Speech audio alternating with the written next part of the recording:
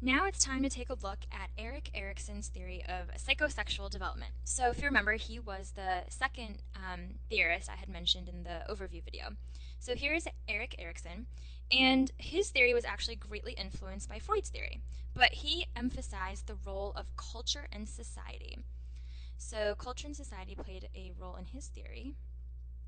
And another key difference between his theory and Freud's theory is that he suggested that there was plenty of room for growth in personality throughout one's life. So this personality development spanned an entire life and not just childhood, which is what Freud emphasized. So Erikson assumed that a crisis can occur at each stage of development and that these conflicts involve differences between an individual and the needs of society. So those are where needs were competing. And successful completion of each of these 8 stages, so it's an 8-stage theory, successful completion at each of these stages can result in a healthy personality and acquisition of these basic virtues in this column, which I'll also go through. So these basic virtues are basically characteristic strengths which the ego can use to resolve future conflicts. And failure to actually complete a certain stage can result in the reduced ability to move along to further stages and can lead to a more unhealthy personality and sense of self. So let's go straight into the first theory of Erikson's, first stage of Erikson's theory. So it's just simply stage 1, and it occurs during the first year of life. So this crisis, this stage, the crisis that it focuses on is the idea of trust versus mistrust. So what do I mean by trust versus mistrust? So during this stage, a baby, 1-year-old, is pretty uncertain about the world they live in. So in order to resolve these feelings of uncertainty, the baby looks towards their primary caregiver or their parents for consistent care and stability. And if the child receives this consistency of care, they're going to start developing trust and a sense of security. And so this theory is the hallmark of this theory, or the virtue, is a virtue of hope. Because when you develop a sense of trust, the infant can have hope that when new crises arise, there is a possibility that people will be there as a source of support. And failing to acquire this virtue can lead to the development of suspicion or fear and mistrust. So that's the negative outcome: fear and suspicion. So as you can see, this, according to Erikson, this develops within the first year of life. So moving on to the second stage, this occurs in the second year of life. And this crisis that characterizes this stage is autonomy versus shame or doubt. So what is autonomy? Autonomy is independence. And then we have doubt or shame. So around 18 months to the age of 3, children begin asserting their independence by walking away from their mother, learning how to pick up which toy they want to play with, making choices about what they want to wear, what they want to eat, etc.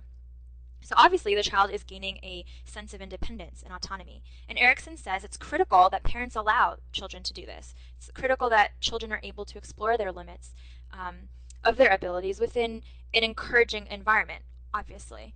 And rather than putting on the child's clothes, a parent should be supportive and have patience and allow the child to do it on their own and keep on trying until they succeed, teaching the child how to ask for help when they need it.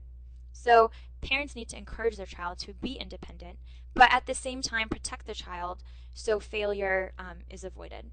So the hallmark of this stage, the virtue achieved, is a sense of independence or own personal will.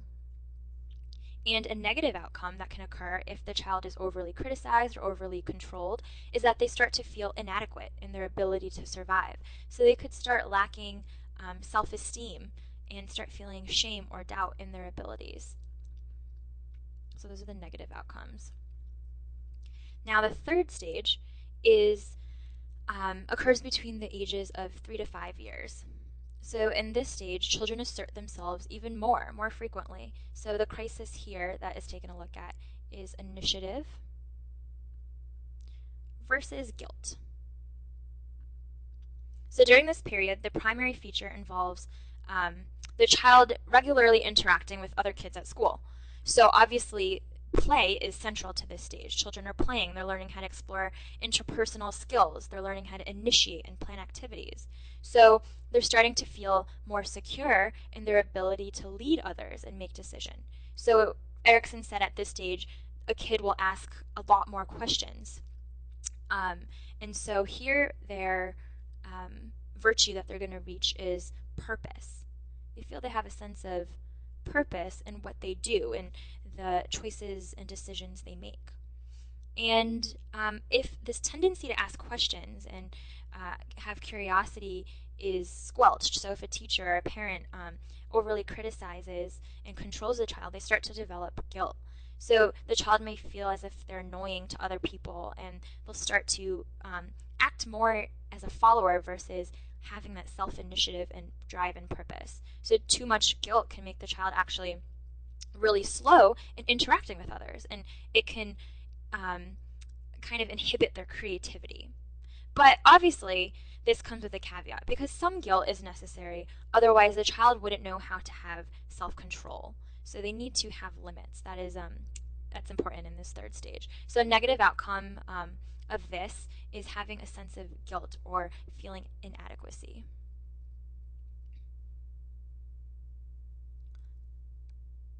Oop, I think I spelled that wrong. Inadequacy. There we go. Okay, moving on to the fourth stage. The fourth stage occurs around the ages of 6 to 12, so around school age to puberty. So here, this is where teachers take an important role, according to Erikson, in a child's life. So they're going to start teaching specific skills, and the child is going to work towards competence. So the major crisis that's looked at here is industry versus inferiority. So at this stage, the child will gain greater significance and greater self-esteem, and they're going to actually try starting to win approval from others, from teachers, from authorities, by demonstrating specific competencies that they think are valued in society. So they're going to start developing this sense of pride in their accomplishments. So that is the virtue, competence, or pride. Just change my color there. There we go. So that's the main virtue at this stage. And if the children or the child is encouraged and their initiatives are reinforced, they're going to start feeling industrious and confidence, gaining confidence to achieve their goals. Now, if this initiative is not encouraged or if it's restricted, then the child's going to start feeling inferior or doubting their own abilities, and they may even not be able to reach their full potential. So that is the negative outcome, is inferiority. As a result of not feeling like they have competence that society is demanding. Again, at this stage, some failure may be necessary so the child can develop modesty. So, like I said earlier up here, there has to be some sense of guilt for the child to have control in their actions. So, same in stage 4, there has to be a little bit of some failure within limits so the child develops modesty and they don't feel overcompetent. So there has to be a good balance. Now moving on to the fifth stage. This occurs between the ages of 12 to 18, so in adolescence.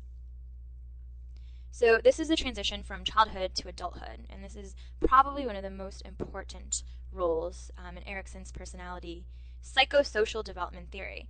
So here, the child or teenager now is actually becoming more independent, and they're trying to look at their future in terms of career, relationships, families, whatever.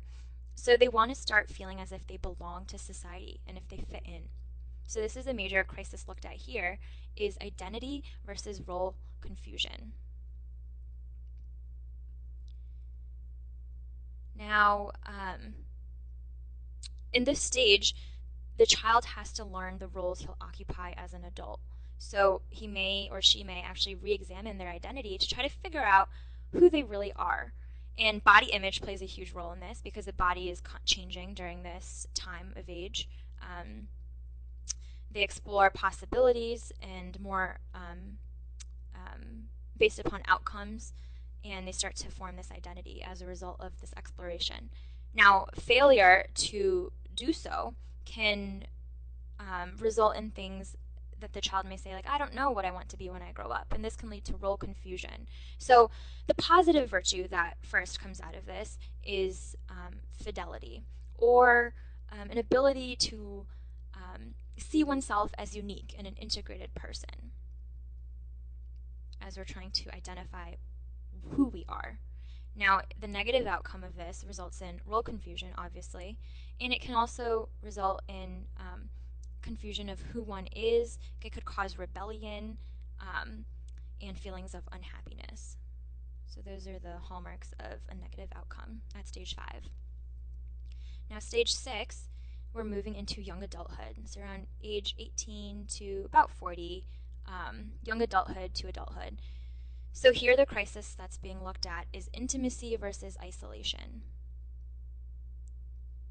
And I will explain that in 1 second. So in young adulthood, we begin to share ourselves now more intimately with other people. We're trying to find love. So we explore relationships leading to longer-term commitments, and completion of this stage can lead to comfortable relationships and a sense of commitment, safety, and care. Avoiding intimacy, avoiding this stage, can lead to negative outcomes such as isolation or loneliness or even depression. So here we're forming close personal relationships, and this is characterized by love. And the negative outcomes can form to an inability to form relationships. So it could lead to, obviously, isolation and unhappiness. The 7th stage occurs in middle adulthood. So this is around ages 40 to probably retirement. And here, adults begin to establish, or they already have an established career, so they begin to settle down in their relationship, make families the center of their lives, and they develop a sense of being a part of this bigger picture. So here the crisis is generation, or generativity, so it has to deal with their generation, versus stagnation. So stagnation means feeling stuck, as if you're not progressing. So usually adults, they feel as if they give back to society through raising their children or being productive at work, becoming involved in community activities and organizations. So here they begin to develop a sense of care for others. They're looking out for the welfare of others. And the negative outcome that can occur if they fail to achieve those objectives is that they start to feel stagnant, they feel unproductive.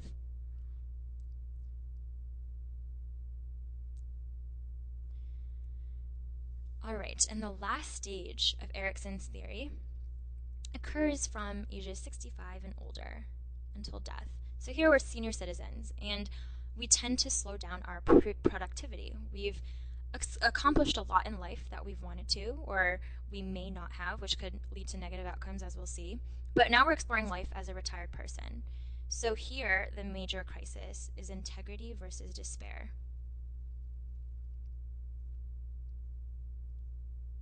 So obviously in older age, we're more wise. During this time, we contemplate back on our lives, reminisce, and people of this age start to feel as if their lives are productive or maybe unproductive. So they may feel guilt about their past, or feel as if they didn't accomplish something that they wanted to, certain regrets, or feel dissatisfied. So first, the main virtue is having that sense of wisdom. But if we feel as if we haven't accomplished what we wanted to in life and we feel unproductive, then that can lead to despair and dissatisfaction upon death.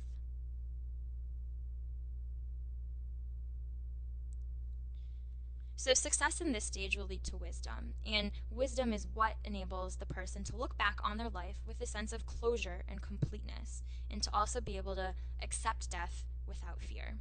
So this is Erikson's map of our stages of psychosocial development throughout life. And if you think about it, each of these stages involves the culture and society with which we develop in, and it occurs throughout our life.